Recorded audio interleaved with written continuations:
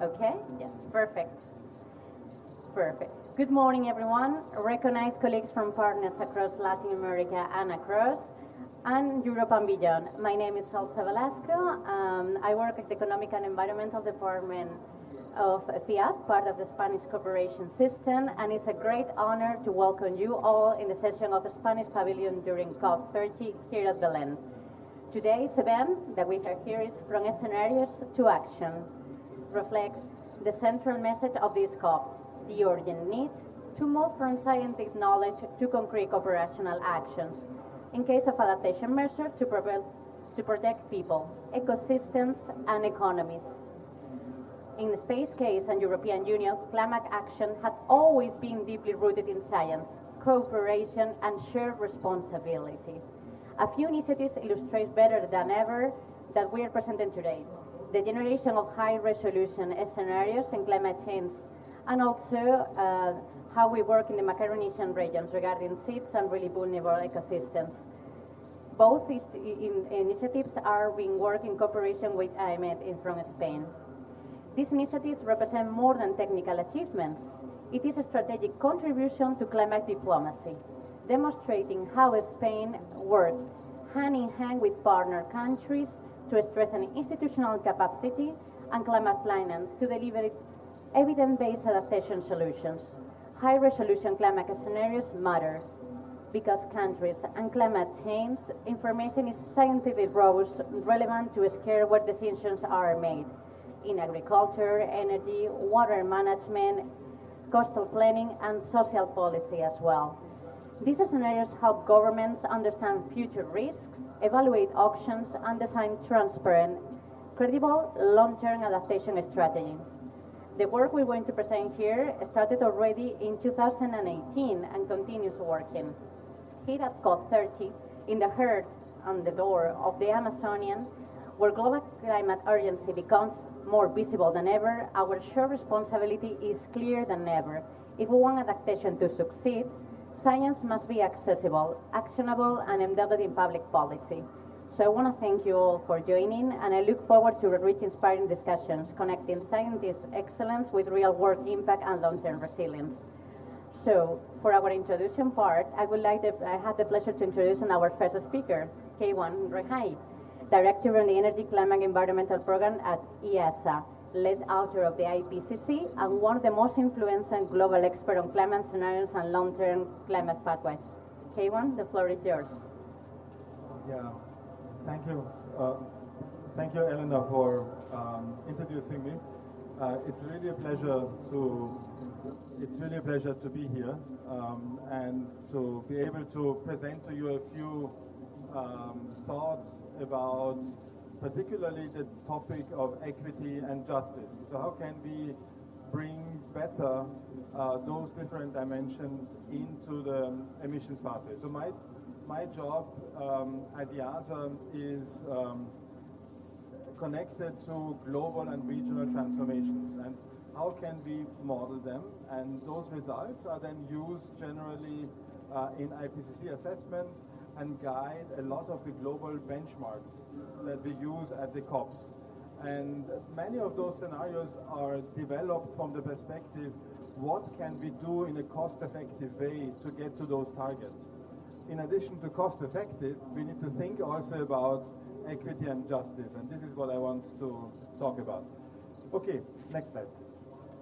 So there are many, many different ways that we can include justice better into the integrated assessment modeling. And the four main entry points are represented here. Click, please. This is a study which is forthcoming and which makes clear that basically when we are thinking about justice and fairness, it's not only about modeling, it's also about the process by which we develop the scenarios.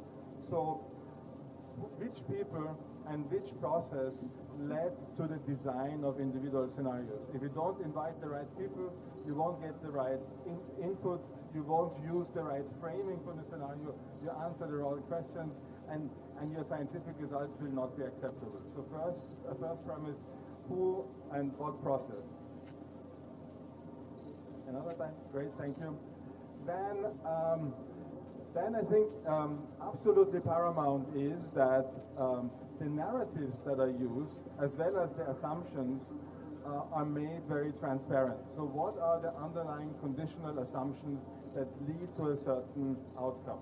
Very often scenario outcomes are presented as if they are laws, but many of the outcomes are actually conditional on certain assumptions about societal developments, behavioral changes that might happen or not, technologies that become available which we don't understand yet. And if we don't put those assumptions out there, there will be very little trust in our scenarios. So we need to make the input assumptions very transparent. Third, I would argue we need to change the modeling as well. So we need to endogenize equity and justice directly in our tools.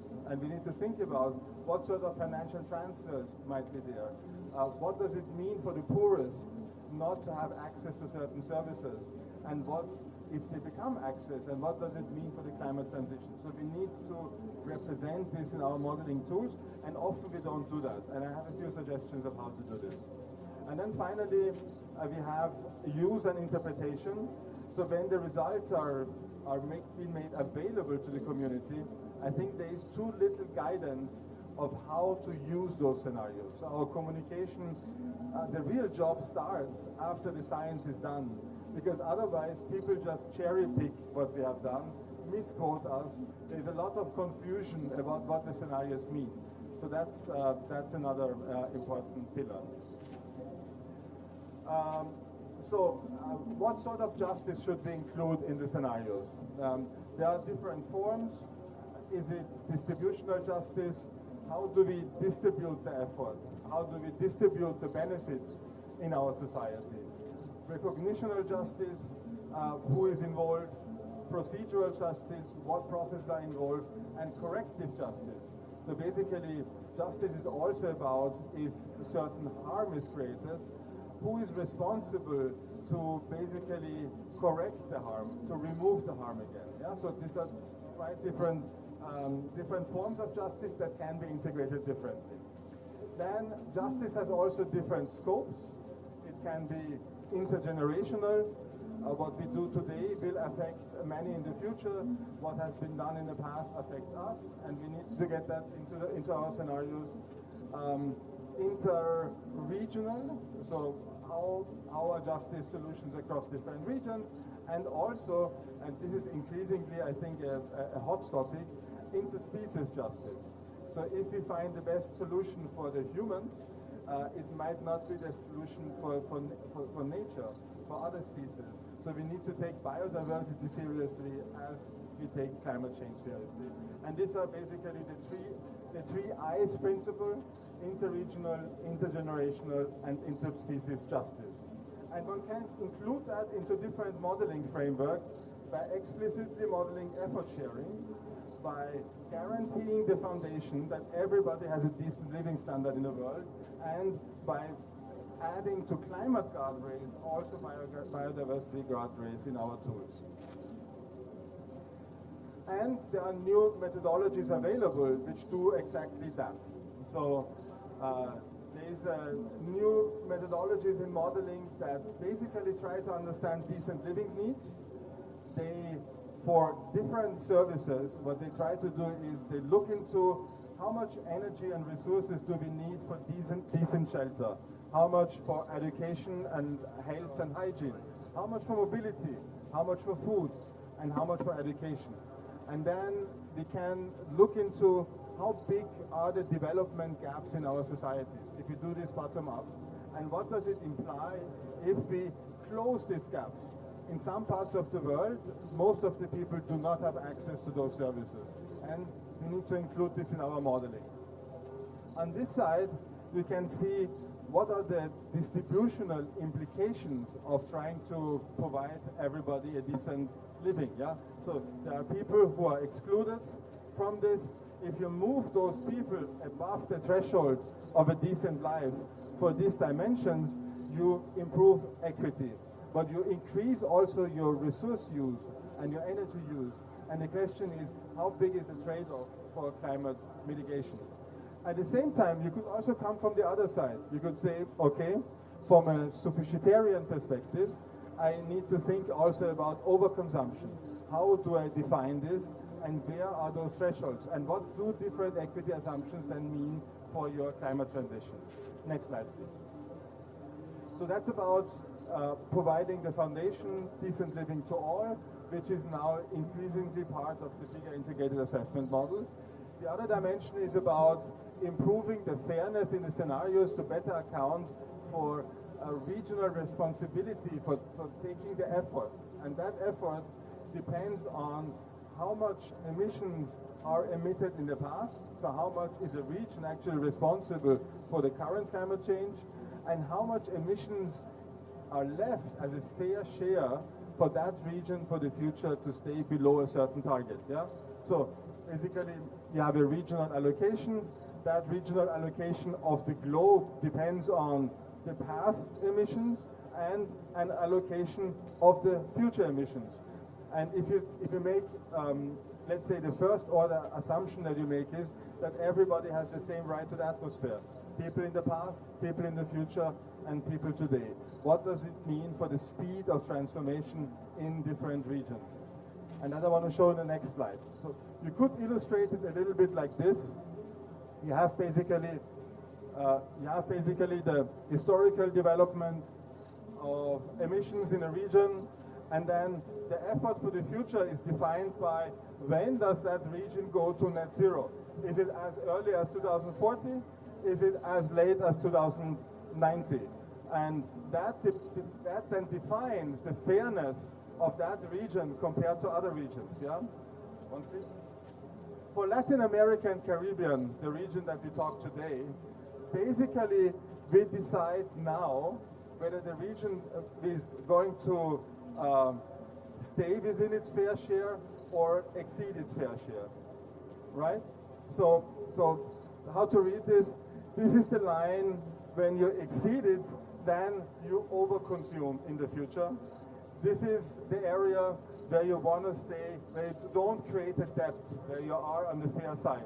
And for Latin America, basically, if you look at the colors, it's the dark blue, it's between up to 2060, most of the scenarios would indicate that the region is still in the fair space. After 2060, the region would over-rely on the atmosphere and would create a situation with too high responsibility.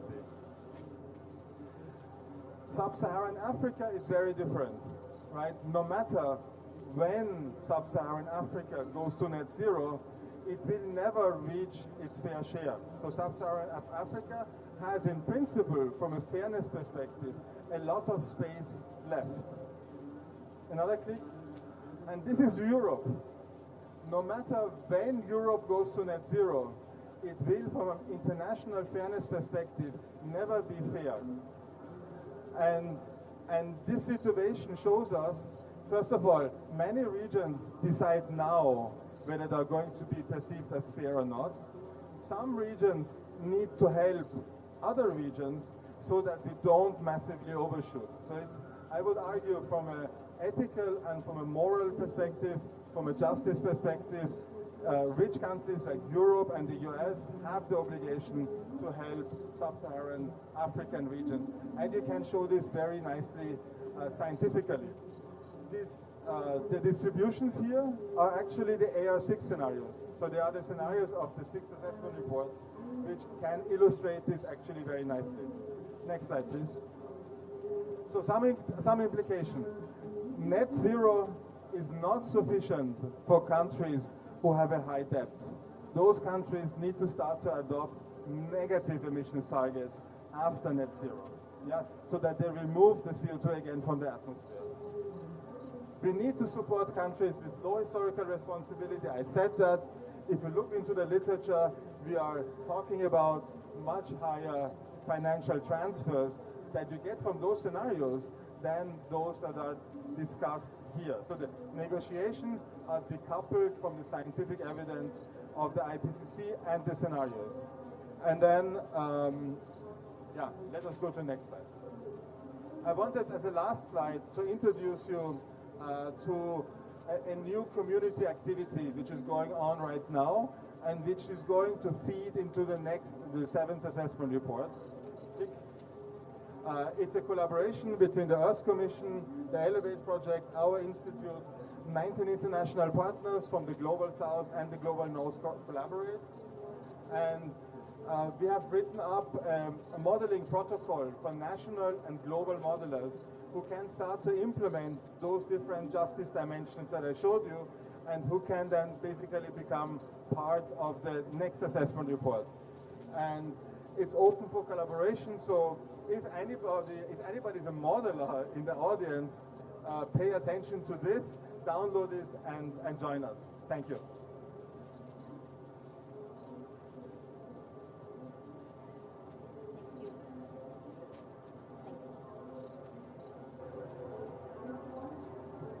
Thank you so much, K1. Thank you very much. It was very enlightening. We are now Thank you. We are now moved to the regional panel. We do have a representative from Central America. I would like to know how the data and scenarios is being used in public policies and planning processes. So this is why I would like to welcome our last panelist, Vice Minister of Natural Resources and Climate Change from Guatemala, Marm. He's also an IPCC author and a leading figure in science policy integration in the region. So thank you so much, Edwin Castellanos, for joining us in really last minute. Please go ahead, the floor is yours. You can go here or we'll sit there, as you wish. Can you hear me here? Is it okay here? Good morning and thank you for the invitation. A pleasure to be here. Can you hear me well? Oh, perfect. Thank you for the invitation. A pleasure to be here and very interesting. I'm afraid I only heard the last part of my presentation, but very, very interesting. For 25 years before joining government, I was working in academia, generating information for decision makers. And after 25 years, I decided to switch and go into government to see if I could use that information to start making better decisions. But now, after 1 year of being in this post, I see that, of course, the more information we have, the better decisions we can make. But the information we have for our region is very limited in many aspects, particularly climate information. Unfortunately, our local meteorological network is very thin in terms of a number of stations.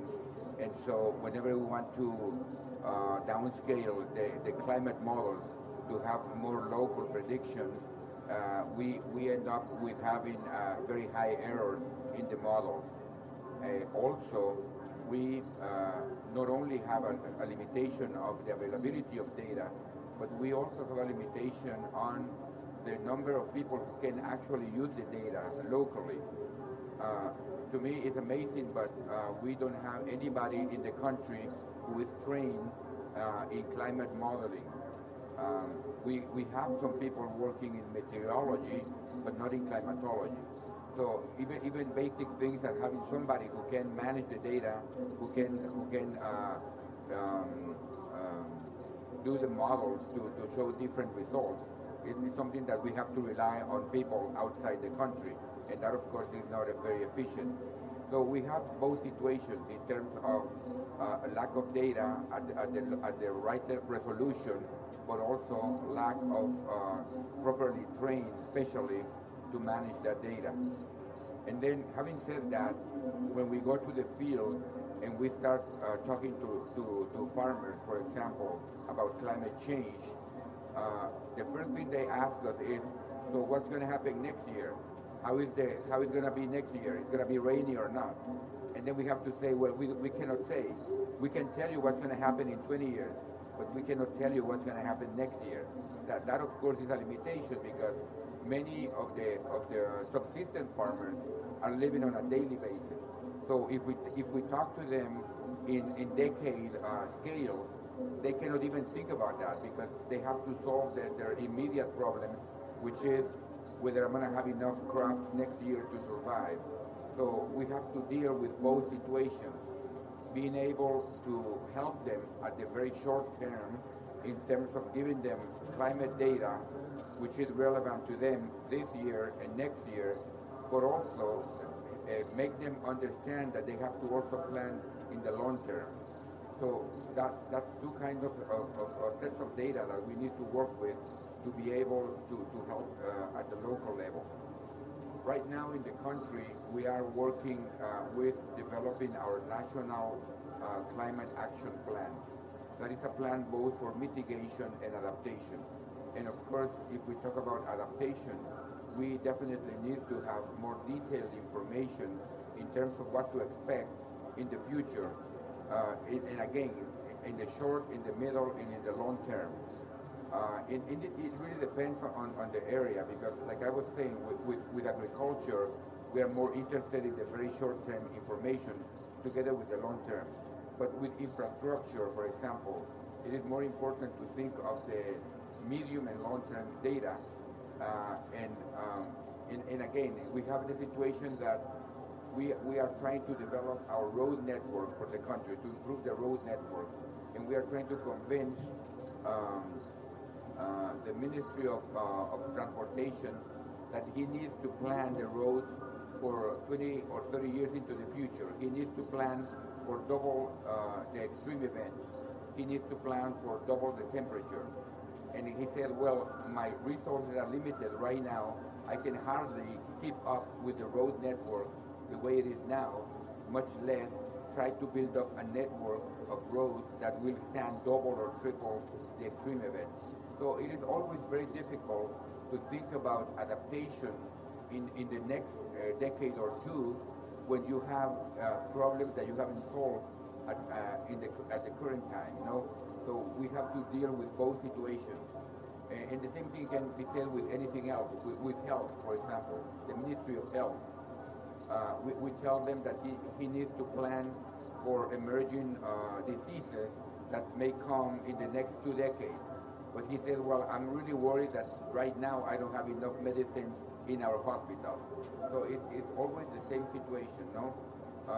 As the Vice Minister of Climate Change, my goal and my task is to convince my fellow officers in government to plan for 10, 20, and 30 years. And it's always complicated because, one, we don't have the data, enough data at enough resolution. Two, we don't have people who can manage that data. But more importantly, three, we have so many current problems, so many problems right now that need to be solved, that is difficult to plan for 20 years in advance. But that's our effort. That's why we are working now with this climate change adaptation plan. This is actually the third update that we do with the plan, well, our goal right now is that this plan be as applicable and as actionable as possible. We don't want to have a good document that will sit in somebody's shelf. We want to make sure that the actions that we define in this climate change plan will influence the current and the next year and the following year budget. So we want to make sure that the budget, at least little by little, starts being influenced and changed, thinking about climate change adaptation. Because mostly our current budget is thinking of just current problems. So we need to start convincing officers that they need to think of both, solving the current situation, solving the current lack of resources, along with thinking about what's going to happen in the next decade, in the following decade, and so on.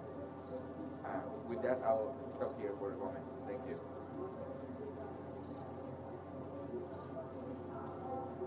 Thank you so much, Edwin. That has been very much enlightening. Thank you. I would like to move a little bit forward to other regions, since in the introduction I already said that the islands are particularly interesting ecosystems. They're really, really vulnerable, and adaptation is, we said that is key for absolutely the seeds, is a survival thing. So for our next section, I would like to introduce Juan Carlos Pérez Darias from University of La Laguna, Canary Islands in Spain. He's a key researcher in supporting technical implementation of Cabernet scenarios in the Macaronesian region.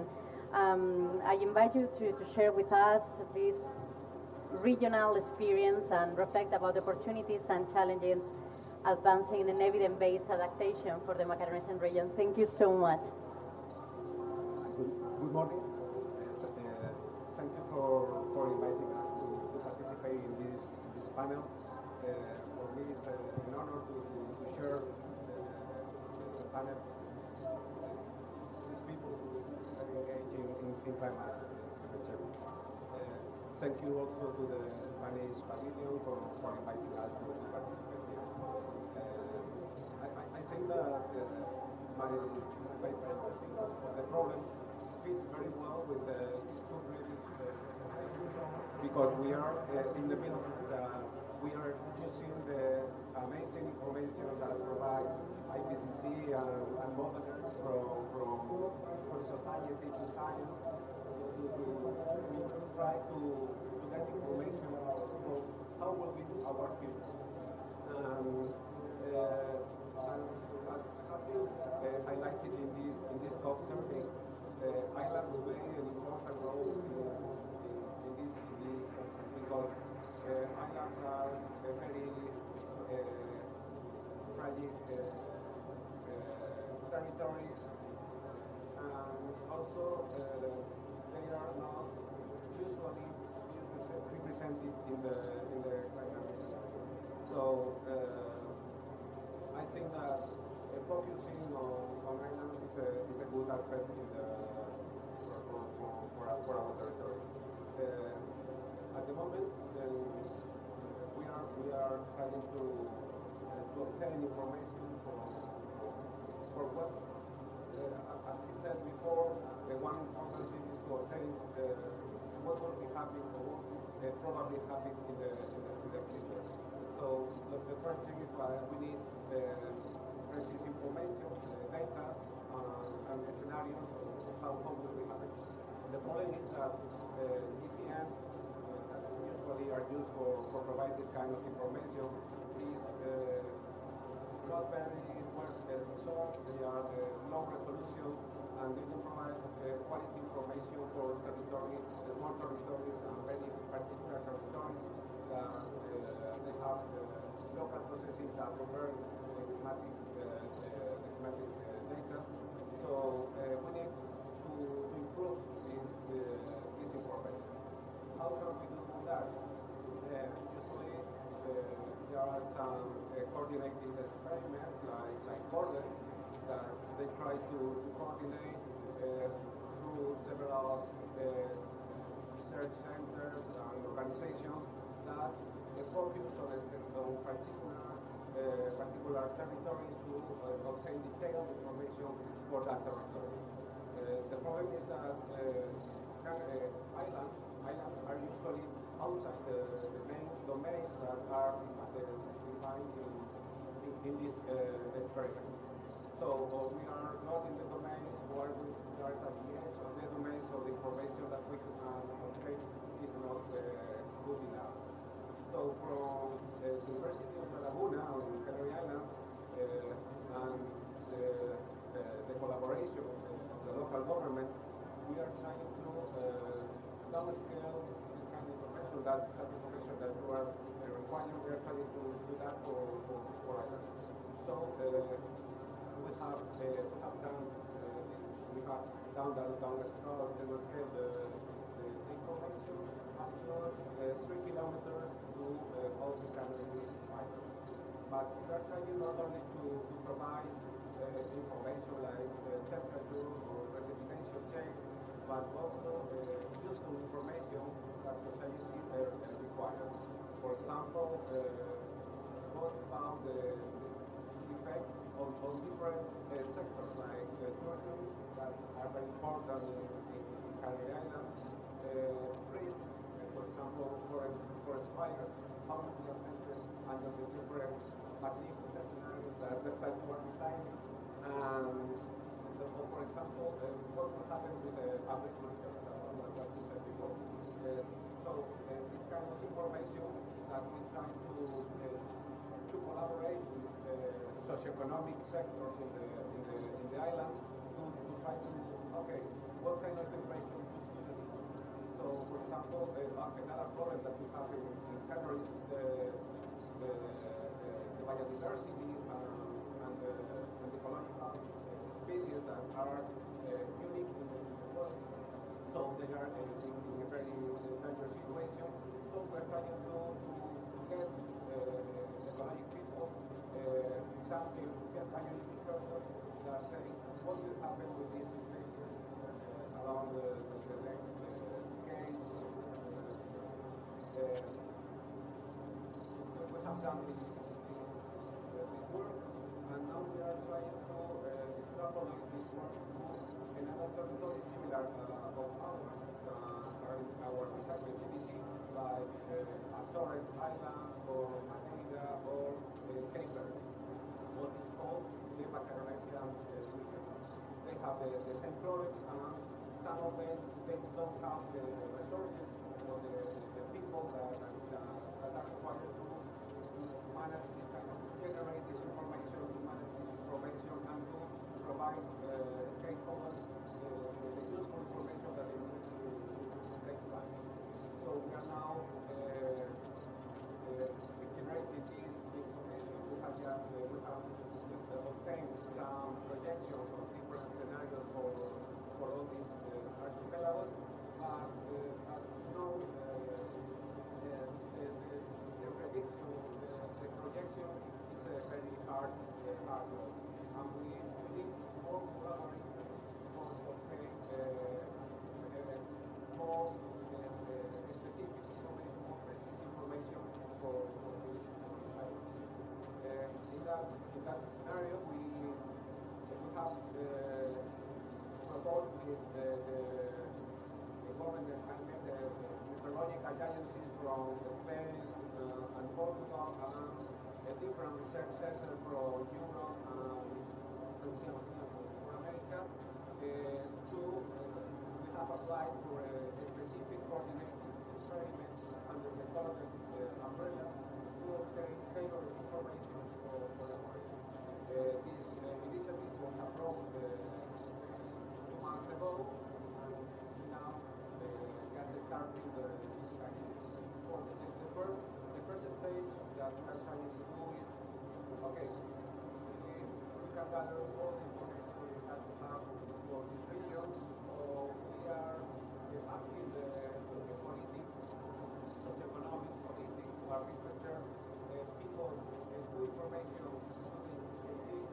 and then we are trying to collaborate with each other to obtain more simulations, more different techniques, including intelligent intelligence to generate scenarios specific for this kind of island.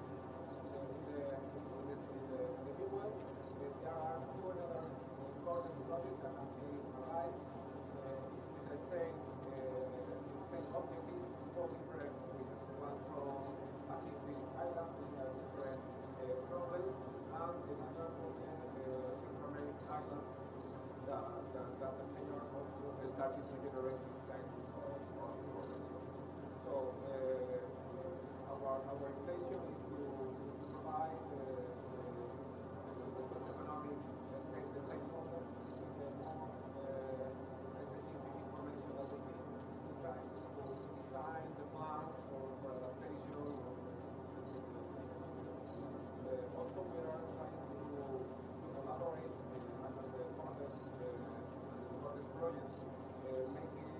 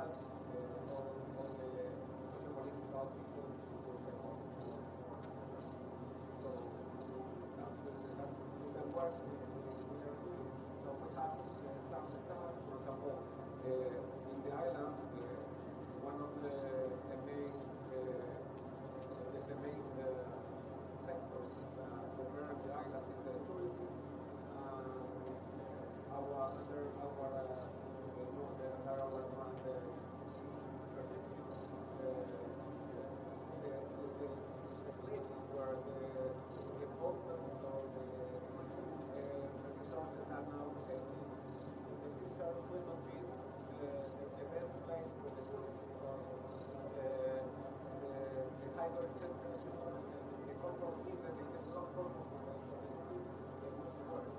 So this information are reminded to the sector, so they are taking action the same way.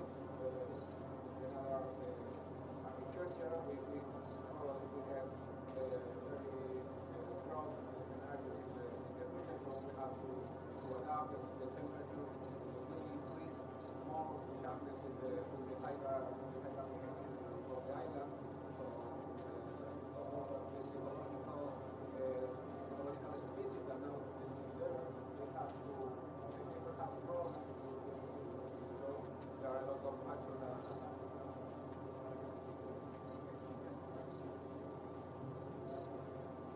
Thank you very much, Juan Carlos. Wait, I think is it working? Now it's working. Thank you so much, Juan Carlos. That has been very, very interesting. And since we still have time, and I know I said no questions, but I lied because we do have time. So I will, if you don't mind, I would like to ask you each one of you one simple question, and then to reply 3-4 minutes to reflect a little bit on what you have been shared today. Juan Carlos, I will start, from last to first. So, the Macaronesian region, you said, some islands, for example, are one state country, but some are not. So I understand climate planning, it's very different when you are one island, one state, and you can have somehow the decision making very easily. But how this is contributing, for example, in the case of Canary Islands, that we do have, Canary Islands are part of Spain, they're just a small region. How the data and the work you're doing is embedding and enriching the climate planning on a country decision-making process? Difficult, huh? Okay. Never say it was easy, I would say it was short. We have here the country, the government of Canary Islands, and we thank them because they are supporting for this project. And another important aspect is not only to obtain the information, but that they gain attention of this information to take measures. In Spain, as you said, we are very far from the mainland, and usually the plans that they are implementing in the mainland are not easily extrapolated to Canary, because we are islands, we are very far, we have different problems. So the national service, they are trying to involve deeply now in obtaining this kind of information, because up to the moment, the only information that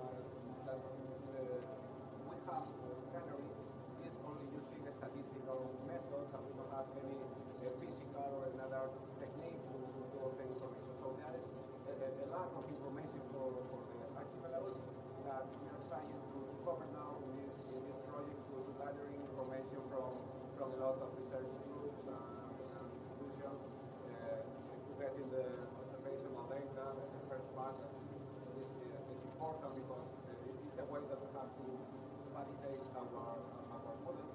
So in some archipelagos like Cape Verde, the information is very scarce and it's difficult, and we are trying to get involved the meteorological services of Cape Verde, that they collaborate with us to get more information about the situation of this archipelago. Also, the Portuguese climate services are very involved in this project. We are collaborating, so we hope that this common effort will have good results in the near future. Thank you so much, Juan Carlos. Very, very nice, and it's really interesting. Edwin, I know you have to go, so thank you so much for keeping till the end. So I would like to make you a really quick question. You can reply 1 minute, 2 minutes, it's fine. I would like to know, I mean, what is the current dialogue you have in Central America regarding climate evidence base, and if this dialogue is extended to other regions such as South America or the Caribbean, where also you have all the information on all the experiences you have of Guatemala, how this is somehow given to Central America, Caribbean, South America, or even other regions? I don't know. Well, I was mentioning our lack of capacities to manage climate data within Guatemala, and that is the same situation for other Central American countries. Really, the only country that has that capability is Costa Rica. Only the University of Costa Rica offers a degree in climatology. And so what we are trying to do is to collaborate with all Central American countries to organize a network of scientists, climate scientists in Central America. And even if we put together all climate scientists in Central America, we will still only have one handful of them. So it's still not enough. So definitely we need to also collaborate more with other neighbors. Mexico and Colombia are the next two largest countries, and they do have much stronger capabilities. So every time I talk to donors, I always tell them, because international organizations like to see Central America as a unit, so they like to provide help to Central America. But I always tell them, well, let us also help, give us help by helping us to collaborate with Mexico, with Colombia, and South America, because we do share similar problems, and we do share language and culture, so it is just natural for us to collaborate with them. And definitely countries like Mexico and Costa Rica are more developed in terms of getting data and managing data and presenting data to end users. So in that sense, yes, we are attempting to create a regional-wide network. We have already one at the Central American level, and during this COP, we are going to launch an initiative at the Latin American network to also increase the amount of information that is available for decision makers in terms of climate change. So the more we collaborate at the Latin American level, I think the better it will be for us, because of the capabilities very limited in individual countries, but altogether much stronger. And I apologize, but I have to run to another event, but thank you very much for the invitation. It was great sharing our experience with you. No, thank you for being here, and thank you so much for making it. I know you have a really busy agenda, so you're free to go, free to come back anytime. Please, the pavilion is your home. Thank you. And key one, the most difficult is going to be for you. You know, I mean, at the end, you are the most technical one, so you have to prove it. We're talking about here about local action to global actions, and how. I would like to know how, you know, the dialogue is essential for preparing any region for long-term adaptation and resilience. I would like to know, with the current climate data, how this can be transferred to the Copernicus system, and how this can be useful for the citizen at the end of the day. How one person can log in and have the data. And I think the Copernicus is a really excellent tool, but we don't know where the information came and how the IPCC plays a role. So can you please give us an insight about this climate data and how it goes to Copernicus and then goes to the citizen?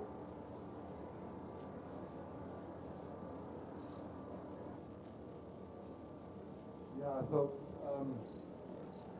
I'm not a climate modeler, I have to say to you, but in general, I think you described it also a little bit, and I'm not 100% sure that I got exactly what the question was. But your question is about how can we make, what would be the pathway of the wealth of information that comes out of the climate models that it can be used in decision making?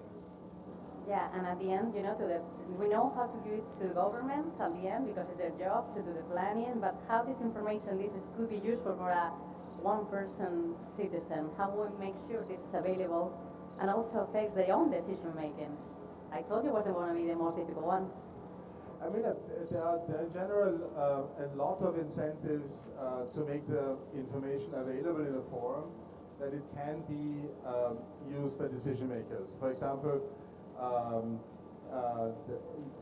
my community, which is the integrated assessment modeling community, has invested a lot in something which is called the Scenario Compass Initiative. And the Scenario Compass Initiative collects all the different scenarios that are available, puts them into a database, and then interprets them in a way that decision makers can go there and see, okay, if I'm interested in a 1.5 degree scenario, if I'm interested in scenarios that exclude certain things, let's say you want to have a sustainable, a feasible scenario that doesn't violate many guardrails, you can go there and you can download the information and you can look into regional and you can look into global results. So I think that's one way to informing it. The other way is to do something that Elena and I are trying to do. You basically try to get key experts in different fields into an advisory board that is then basically communicating and advising the decision makers to make science-based and evidence-based decisions. I think you need both. You need to have accessible data so that there is trust in and people can make their own checks and own analysis. There are many policy many analyses also done in the policy circle, but then you need to have you need to embed the scientists in a process where there is reflection and discussion with the decision maker. I think without that we would not have a 90% emissions reduction target in Europe, because it was suggested by a scientific advisory board, including Elena, and that was then discussed in the parliament, then discussed by the member state, and at the end it became law. Thank you so much. I think Juan Carlos would like to add on that one. Okay, jealousy.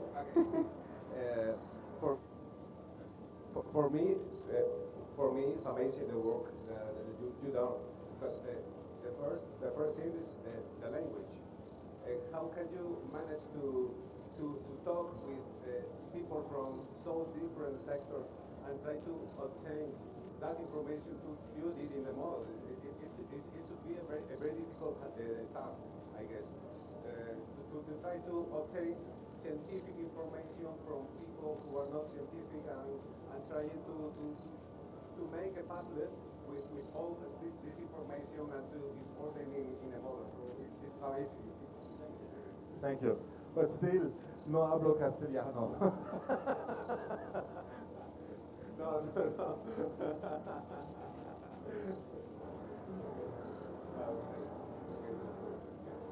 Love the dialogues. Thank you so much. And thank you for responding. Well, I would like to thank you all our speakers for the valuable contributions, and to all of you, the ones who are also not here but in streaming, for joining us today. I think what we heard today reinforces a powerful message that climate resilience is built through cooperation, through science, and through sustainable political commitment. Otherwise, it's not going to happen. I think the experiences of Central America, the Macaronesian region, shows that when data, institutions, and long-term visions come together, countries are better prepared to anticipate risks, pay their development pathways, and protect people and ecosystems at the end of the day. So the conversation about expanding the work to other regions also demonstrates that regions sense the capacity and political ambition it's a way to lead to adaptation at the end of the day. So from Spain, these initiatives are part of a broader commitment to multilateralism and to a model of cooperation that strengthens long-term capacities, deepens regional alliances, and builds that shared solutions are a global challenge. Thank you so much. I think that will be all.